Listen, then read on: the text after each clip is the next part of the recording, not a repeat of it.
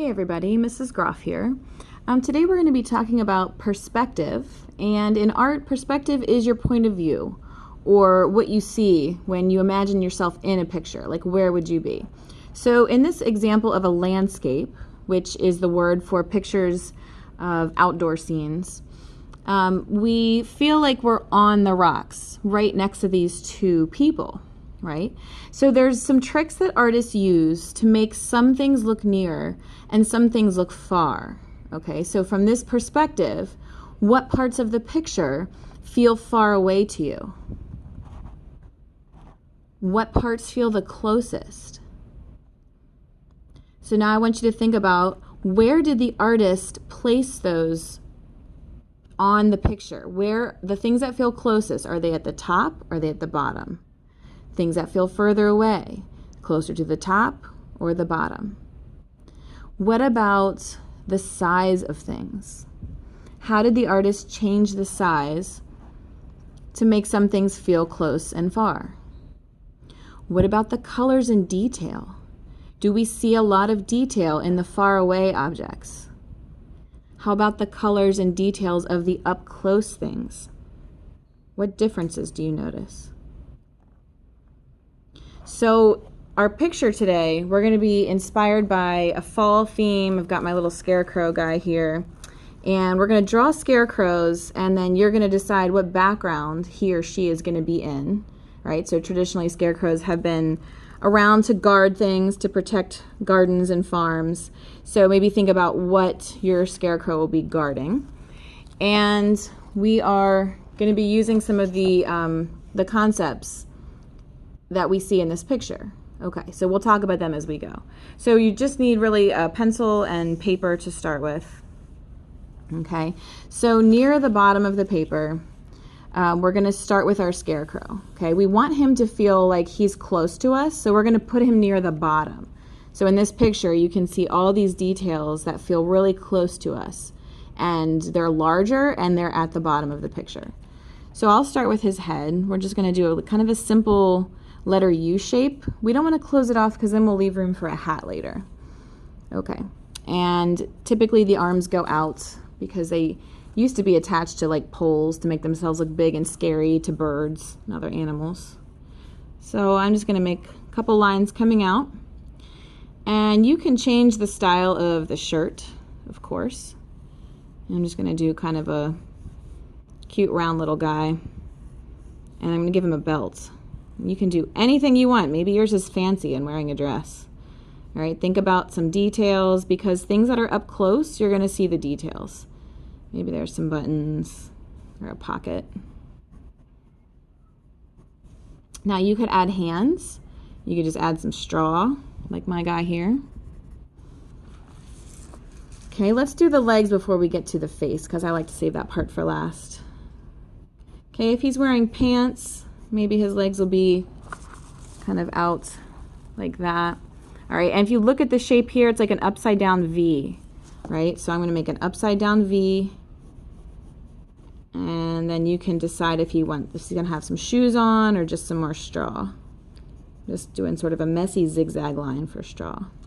Okay, and then whatever details, pockets, maybe some patches, because usually scarecrows are made from old clothes, right? It's kind of cute.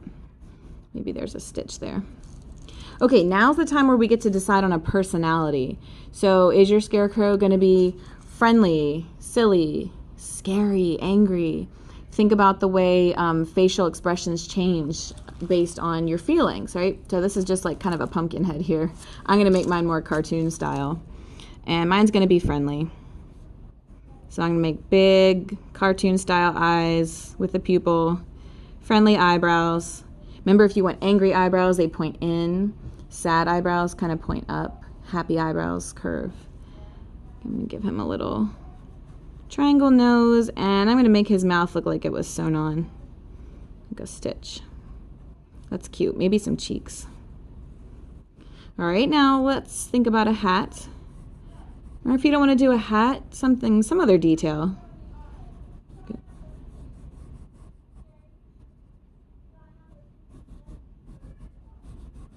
Okay, maybe there's some straw for hair. Or maybe you want some more fancy looking hair. I think he needs a patch right on his hat. Okay, pretty cute. And if you want to make it look like he is attached to a pole or a post, I guess, add that in there. Okay.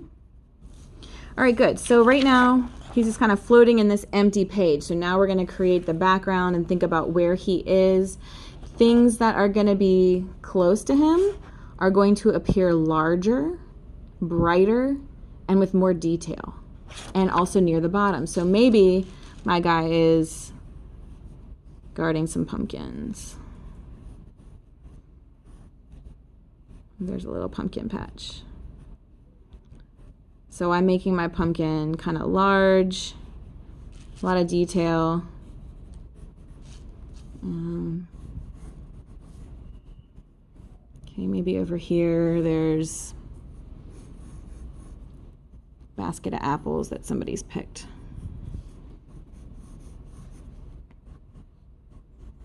Okay, I'm not going to draw every little detail of the apple, but just enough that you can see there's a lot in there. Okay, and you can think of whatever you want.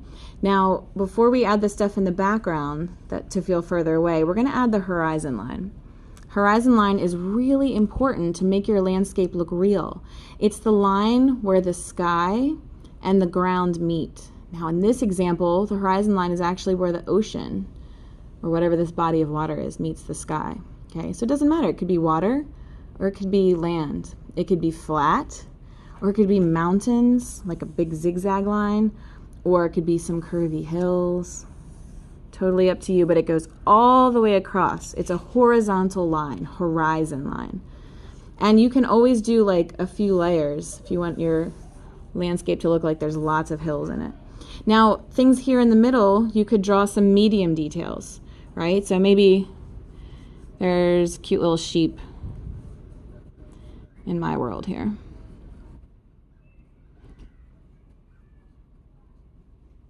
There's this little ear. Okay, so I made him medium size, right? He's much smaller than the Scarecrow, but he's not super tiny. If there were more sheep back here, they're just gonna look like tiny little clouds, just super small with little heads sticking out, right? So they are a lot smaller than this guy up here. Maybe he got away from them. Maybe I'm gonna put some trees on the horizon line, a little orchard. But they're far away, so you're not going to see every leaf. Maybe there's just enough to show a few little apples there. All right. So you get the idea. I'm going to stop here, and then you can add whatever you want. The next steps would be to add color. If you have a fine line or a Sharpie, sharpieing some of the details down low, help them to stand out. But when you're adding color, you may want to make the things further away a little lighter. So using crayons or colored pencils would help. Maybe marker or something bright for the things down low. Okay, so I hope you learned some things about how artists make things look near and far, making things smaller, near the top and less detail makes them feel far away, making things larger, near the bottom, and adding lots of detail makes things look closer to us as the viewer, and things in the middle, medium size, medium detail, medium brightness of color. All right, guys, I cannot wait to see your landscapes. Have fun.